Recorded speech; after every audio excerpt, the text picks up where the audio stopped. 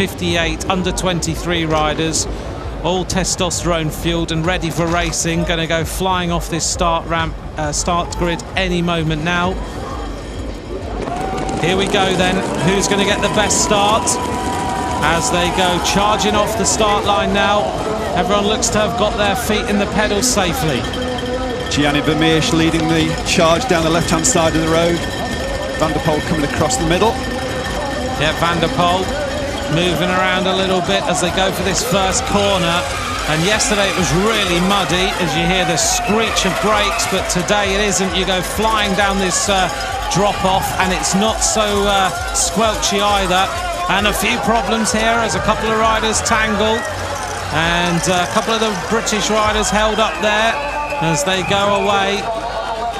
Totally different. Yesterday you were slipping and sliding, almost surfing through that mud.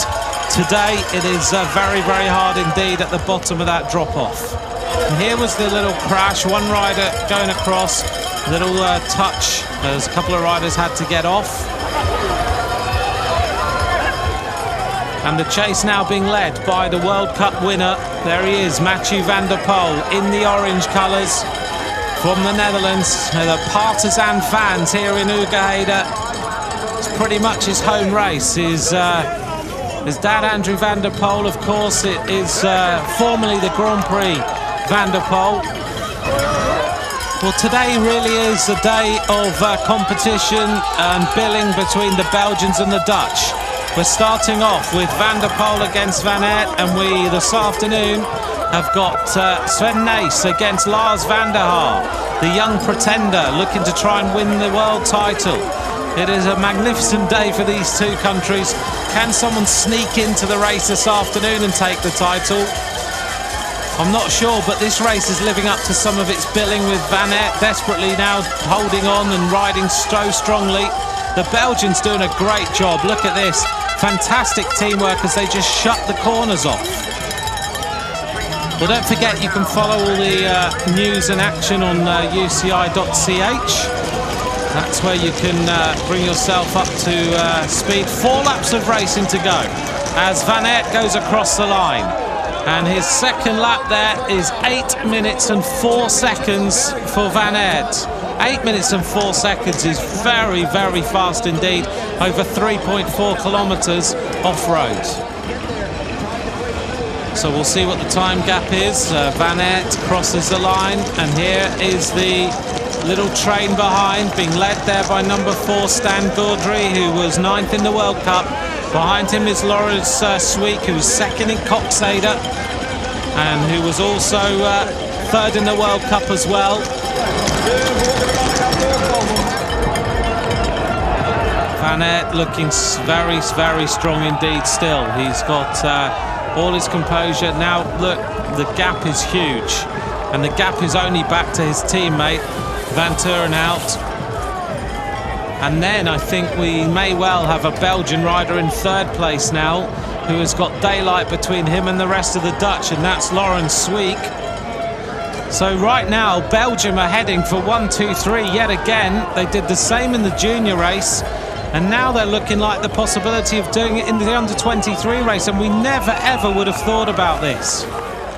Well, this race is now becoming a very bad day for the Dutch. They are not enjoying this. Van der Poel just wants this race to end. He can see any thoughts of competition have gone out of that young rider's head. It's a very bad day for him.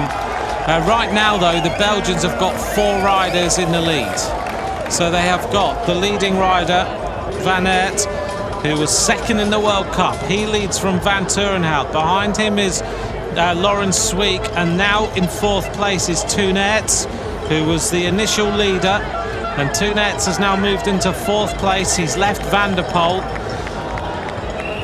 So the Belgian fans will be absolutely loving this build up to this afternoon. Another problem for the Luxembourg rider, I think, over there on the right hand side.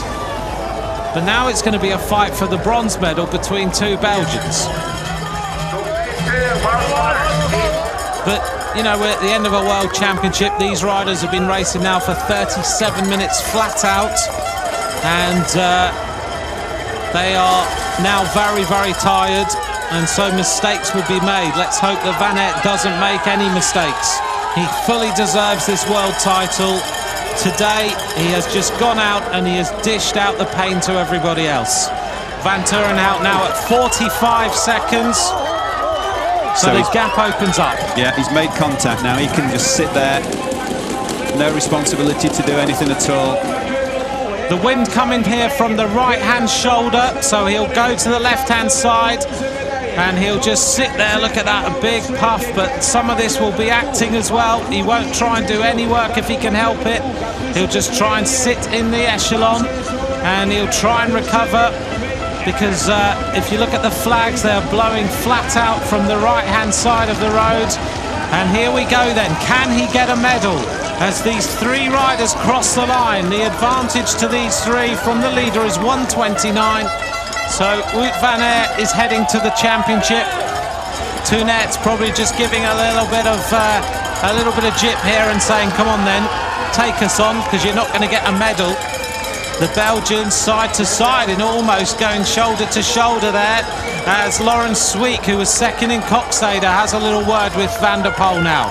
And Van der Poel goes to the front. That's exactly what he may have well wanted to do. These two riders are going to try and stay on the wheel.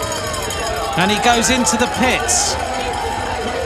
No bike change for one of the Belgians. Toonet does take a bike and he's shouting there. And he's getting pretty animated. What does Van der Poel have to do here?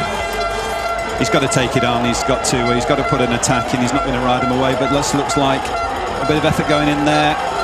Here he goes. You can hear the Dutch fans reacting immediately. There's screens all over this place as well. And he's distanced.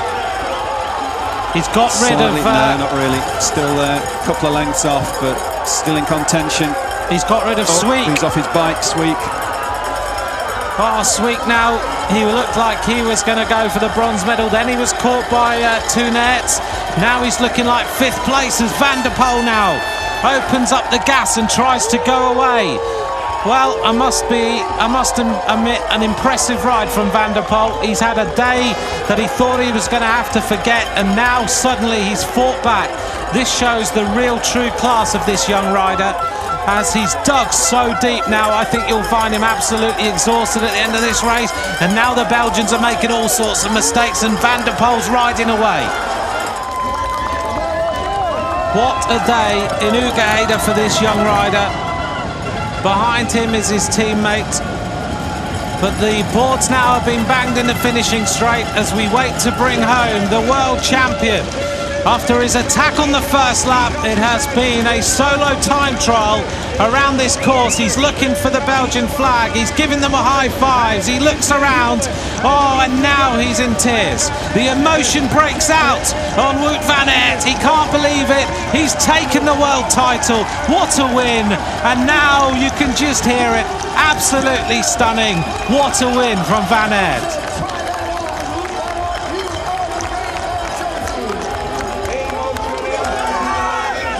At one moment this rider looked like his day was over, but now he's going to time trial his way in and he is going to take the bronze medal, and it's very well deserved.